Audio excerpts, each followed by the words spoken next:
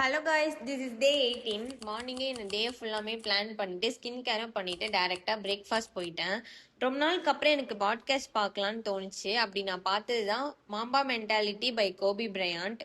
இதில் என்ன சொல்கிறாங்கன்னா, நம்ம பர்ஃபெக்டாக இருக்கணுன்றது அவசியம் இல்லை, ஆனால் எவ்ரிடே நம்ம பண்ணுற வேலையை ஷோ அப் பண்ணணுன்றது தான்.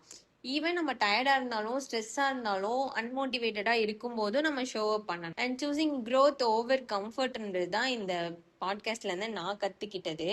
பாட்காஸ்ட் முடிச்சுட்டு இன்னைக்கு தேர்ஸ்டே, ஸோ சாய்பாபா கோயிலுக்கு போயிட்டு வீட்டுக்கு வந்து ஒர்க் ஸ்டார்ட் பண்ணிட்டேன். அங்கேயே லஞ்சையும் முடிச்சிட்டேன். இன்னைக்கு பெருசா எந்த வேலையும் இல்லைன்றதுனால திடீர்னு மூவி பார்க்கலான்னு எங்கேயோ இருந்தோ தோணுச்சு. I am not a movie person.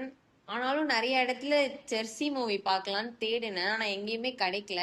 கடைசியா யூடியூப்ல இருந்து எடுத்து பார்த்தேன். பயங்கரமா கூஸ்பமா இருந்தது. அதே மோட்டிவேஷனோட ஜிம் போய் இன்னைக்கு பயங்கரமா ஒரு ஹிட் ஒர்க் அவுட் போட்டு முடிச்சுட்டு வீட்டுக்கு வந்தேன். நேத்தே அக்கா வந்து வீட்டுல நிறைய மேரினேட் பண்ணி வச்சுட்டு போயிருந்தாங்க, பண்ணிடலாம்.